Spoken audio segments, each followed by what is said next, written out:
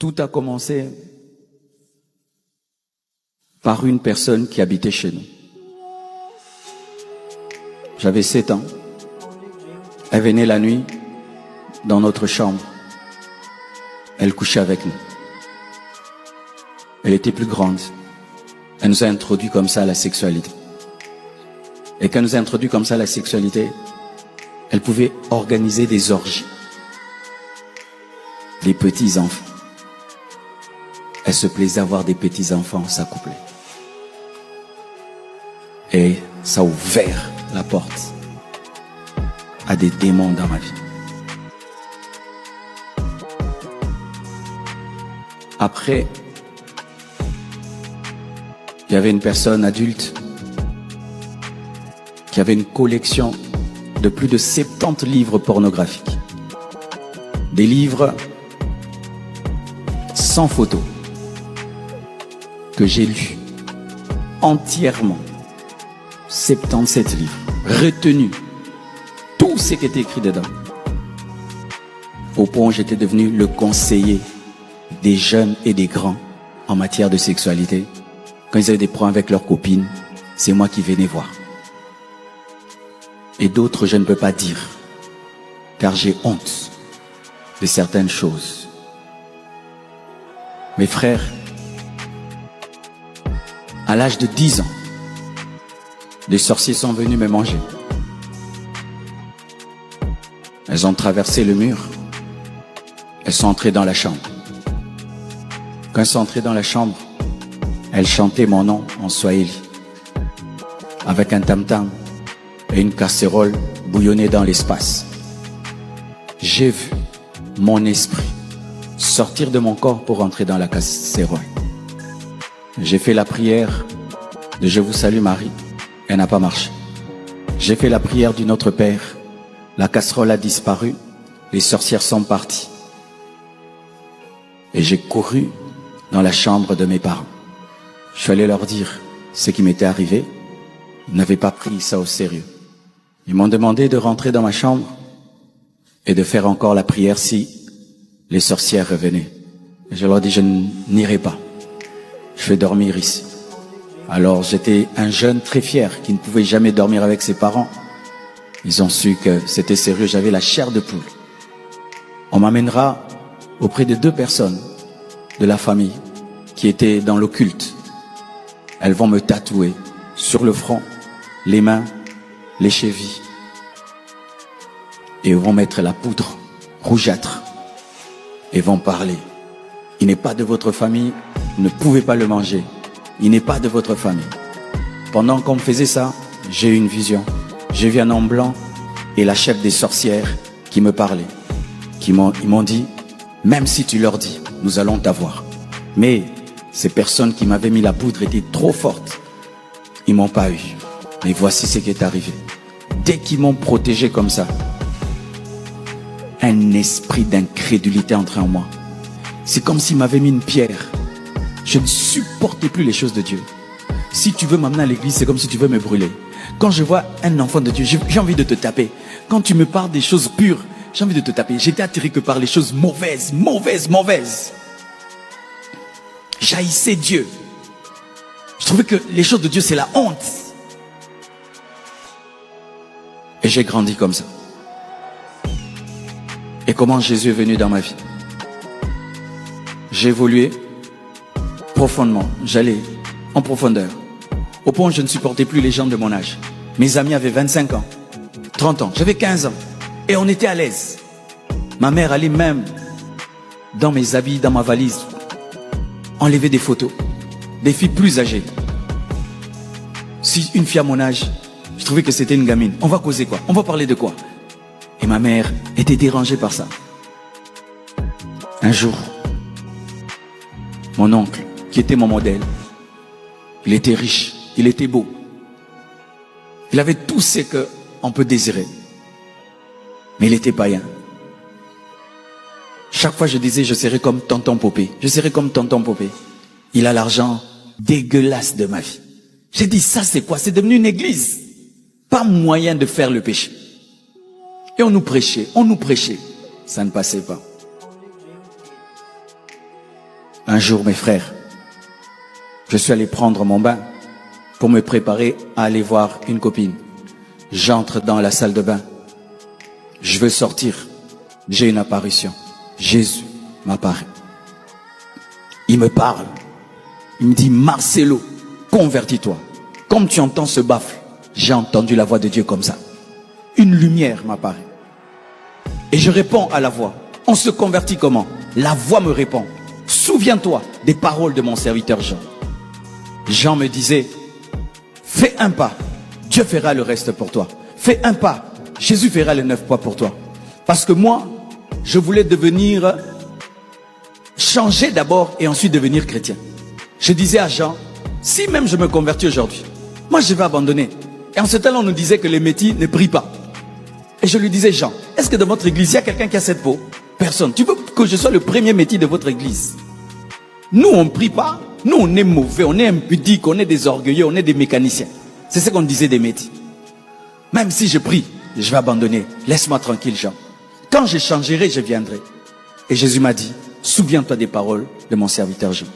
Mes frères, moi, je n'ai pas donné ma vie à Jésus par une récitation comme on vient, Seigneur Jésus. C'est bien, on le fait. Mais moi, c'était une révélation. C'est pourquoi des fois je prêche, je ne dis pas venez devant recevoir Jésus. C'est pas que j'ai mal fait, parce que les religieux aussi, si tu ne dis pas venez recevoir. Il y a des gens, même si tu ne fais pas ça, ils reçoivent eux-mêmes Jésus-Christ là-bas. Alléluia. Et moi-même, dans la salle de bain, j'ai donné ma vie à Jésus. J'ai commencé à pleurer, pleurer, pleurer. Que les larmes reviennent à l'église. Que les larmes reviennent à l'église. Que les larmes reviennent à l'église. Que les larmes reviennent à l'église. Que les larmes de repentance reviennent à l'église. Tu pleures quand tu n'as pas d'argent. Tu pleures quand tu es malade. Tu pleures quand tu rates un avion. Tu pleures quand on ne te marie pas. Tu pleures quand on te vole ton fiancé, ta fiancée. Tu pleures parce que tu n'as pas d'enfant. Mais tu ne pleures pas sur tes péchés.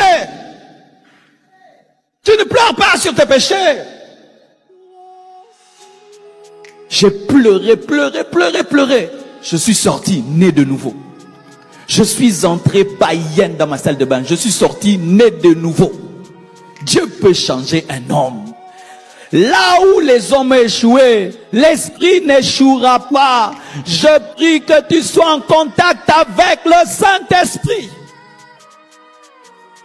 Je suis conscient, très conscient que je ne peux changer aucun de vous. Je sais que même si on augmente le volume du baffle, je sais que même si je crie, je sais que même si je rugis, même si je prends une chicotte, je vous tape, je ne peux pas vous changer. Je compte sur Dieu pour vous changer. Je compte sur Dieu pour vous changer. Je compte sur Dieu pour vous délivrer. Je compte sur Dieu. Et là où les pasteurs avaient échoué, Jésus a réussi. Je sors né de nouveau. Je cherche une Bible. Je n'avais pas de Bible. Je vais dans la bibliothèque de mon oncle. Je prends une Bible et je l'ouvre au hasard. Partout où je tombe, ça part de mes péchés. Tu ouvres ici, impudique. Tu ouvres ici, orgueilleux. Tu ouvres ici, menteur. Parce que moi, j'étais menteur, impudique, orgueilleux. C'était mes 3 péchés et j'adorais les habits. Je ne portais que des habits, ça doit être griffé. Si c'est pas griffé, c'est pas un habit. J'allais jusqu'à Njili chercher les habits griffés, la ceinture griffée. Quand j'ai lu la Bible, j'ai dit ça c'est quel livre qu'on n'a écrit que pour moi? C'est comment ça un livre comme ça? Je me suis senti sale. J'ai déposé la Bible et je me suis un peu endormi. Quand seulement je me suis endormi, mes frères, je vois un village, des cases, et des cases sortent, des nains, tout noirs. Ils montent dans les airs comme des abeilles, et ils viennent en troupe, en train de parler, 3 langues au même moment. Marcelo, Marcelo, à partir du village, moi je les entends. Pourquoi tu t'es converti? Pourquoi tu t'es converti? En lingala, en français, en swahili. Et puis, ils descendent dans la chambre, frère. Quand ils descendent dans la chambre, pouf, je vois mon esprit qui sort de mon corps. Je vois mon corps sur le lit comme une statue. Je vois mes cousins, mes cousines, mes frères et sœurs en train de jouer. Pas moins de leur parler. Et je commence à partir. et ils me prennent. C'était la mort. C'était doux. C'était ces choses-là qu'on m'avait mis dans les mains. C'était des esprits, ces esprits-là qui me protégeaient, qui se sont manifestés pour me tuer. Et je ne connaissais rien sur Dieu. Je n'avais qu'un jour de conversion. Aucune connaissance. Ma bouche ne parlait pas. Mais dans mon esprit, je me suis souvenu d'une histoire. On m'avait dit que quand les démons t'attaquent, dis Jésus. J'ai dit Jésus dans mon esprit. Pas 2 fois, 1 fois seulement. Jésus. Quand j'ai dit Jésus, tous ces esprits m'ont lâché. Et je suis tombé dans mon corps. Quand je suis tombé dans mon corps, mes frères, j'ai crié. Les démons m'ont attaqué. Tout le monde a fui. Et là, une histoire a commencé, mes frères. Je suis allé m'asseoir et j'ai dit, qui suis-je pour que Dieu le matin me cherche en personne et qu'après, des démons veulent me tuer? Je suis qui? Moi, je savais seulement que j'étais un jeune qui aimait la musique, qui aimait les habits. Mais c'est quoi là? Satan et Dieu se battent pour m'avoir. Je suis qui? Frère, chaque nuit, les esprits venaient m'attaquer. La journée, j'étais dans la joie. La nuit, tellement qu'ils venaient chaque nuit, que je pouvais savoir en avance qu'ils viendraient. Je savais même reconnaître le son de leurs attaques. Je pouvais reconnaître. Et là, j'ai commencé à lire. C'est là que je suis devenu un lecteur. J'ai commencé à lire la Bible. Lire la Bible. Lire des livres. Lire des livres. J'ai lu les livres de Rebecca Brown. J'ai lu. Et j'ai commencé à comprendre. Mes frères, là, j'ai donné ma vie à Jésus. J'habitais au Bas-Congo, à Inga. Et je suis rentré à Kinshasa. Je rentre à Kinshasa. Je perds ma Bible. 2, malgré que j'étais né de nouveau, je méprisais les pasteurs. Quand j'étais païen, je prenais des baffes. Je mettais contre l'église. Je dérangeais les églises. Je disais que les pasteurs, ce sont des mendiants, des pauvres, des gens qui échouaient la vie. Malgré que je me suis converti, je n'ai pas mis mon pied à l'église. J'étais chrétien à la maison. Et c'est là que j'ai expérimenté qu'un chrétien sans église, sans pasteur, sans communion fraternelle, tu es faible. Et comme les chrétiens n'étaient pas mes amis, mes anciens amis sont demeurés mes amis. J'ai tenu bon pendant un peu de temps. Je prêchais à certains amis. L'onction venait, ils pleuraient. Mais j'allais pas à l'église. Un jour, un de mes amis m'invite, l'accompagner, voir une de ses copines. Je suis allé et j'ai abandonné Jésus. Je suis rentré dans le monde jusqu'à l'âge de 16 ans. 1 année. Mais en 1 année, j'ai commis les péchés fois 7. Jusqu'à l'âge de 15 ans, je n'étais pas allé dans une boîte de nuit. Mais quand j'ai abandonné Jésus, je suis allé. Comment je suis revenu à Jésus? L'un de mes amis qui m'initia à la SAP, c'était un grand.